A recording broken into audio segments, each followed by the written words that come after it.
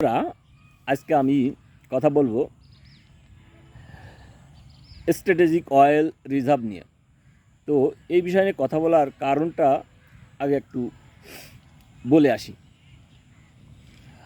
আমাদের দেশের petrol পাম্পগুলোতে Iran যুদ্ধ পরিস্থিতিতে মোটরসাইকেলের দীর্ঘ সারি দেখা যাচ্ছে এবং অন্যান্য যানবাহন ট্রাক বাস সহ পর্যাপ্ত ডিজেল পাইতে সমস্যা হচ্ছে বা অনেক পেট্রোল পাম্প বন্ধই হয়ে গেছে।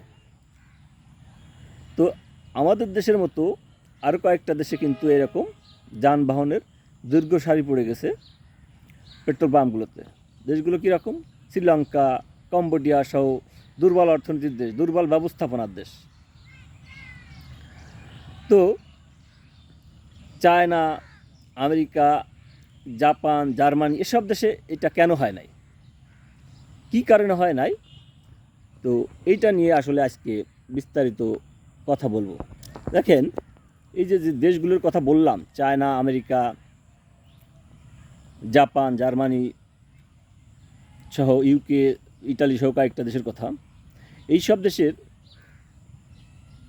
জ্বালানি তেল মজুত এমনভাবে করে রেখেছে যে 3 মাস থেকে 5 মাস যাবত যদি তারা কোনো এক ব্যারেল জ্বালানিও যদি আমদানি করতে না পারে, তাতেও তাদের সমস্যা হবে না। যেমন চায়নাতে প্রায় 400 থেকে 500 মিলিয়ন ব্যারেল, অর্থাৎ 40 থেকে 50 কোটি ব্যারেল তেল মজুত করে রাখছে, যেটা দিয়ে তারা অনায়াসে 3 মাস কোনো জ্বালানি তেল আমদানি না করেও তাদের অর্থনীতি স্টেবল রাখতে পারবে, অর্থাৎ তেলের দাম নির্দিষ্ট করে রাখতে পারবে। আমেরিকারও মজুদ প্রায় 40 কোটি ব্যারেল, যদি আমেরিকার মজুদের চেয়ে আমেরিকার তেল উৎপাদন অনেক বেশি, সেক্ষেত্রে আমেরিকার মজুদ খুব একটা সমস্যা তৈরি করে না তাদের জন্য, ইম্পোর্ট খুবই সামান্য চায়নার তুলনায়। একইভাবে জাপানেরও 3 মাস অনায়াসে তারা তাদের মজুদ তেল দিয়ে চলতে পারবে যদি তারা ইম্পোর্ট করতে নাও পারে। একইভাবে জার্মানি, ইউকে বা ইটালিতেও এরকম মজুদ 3 থেকে 5 মাস করে রাখছে, এমনভাবে যাতে যে কোনো পরিস্থিতিতে তারা ক্রাইসিস হলেই তেল 1 দিনের মধ্যে 2 দিনের মধ্যে সারা দেশে সাপ্লাই দিয়ে ক্রাইসিস সমাধান করতে পারবে। তো এই স্ট্র্যাটেজিক অয়েল রিজার্ভ তৈরি করার ধারণাটা এসেছে 1973 সালে আরব ইসরায়েলি যুদ্ধের পরিস্থিতিতে। আরবরা অয়েল এম্বার্গো, অর্থাৎ তেল নিষেধাজ্ঞা আরোপ করেছিল আমেরিকা সহ কয়েকটা ইউরোপীয় দেশের উপরে। তখন তেলের দাম $3 থেকে $12 পর্যন্ত উঠে গেছিল। তো সেই থেকে শিক্ষা নিয়ে মানুষ বা এইসব বড় বড় দেশ তেলের কৌশলগত রিজার্ভ তৈরি করেছে। তো আমাদের কৌশলগত রিজার্ভ কই? আমাদের নাকি $35 বিলিয়ন আমেরিকায় পড়ে আছে। সেই ডলারের থেকে $5 বিলিয়ন বা 2-3 বিলিয়ন ডলারের তেল যদি এইভাবে কৌশলগতভাবে মজুত করে রাখা হতো, তাহলে আজকে এই পরিস্থিতির সম্মুখীন হতে হতো না।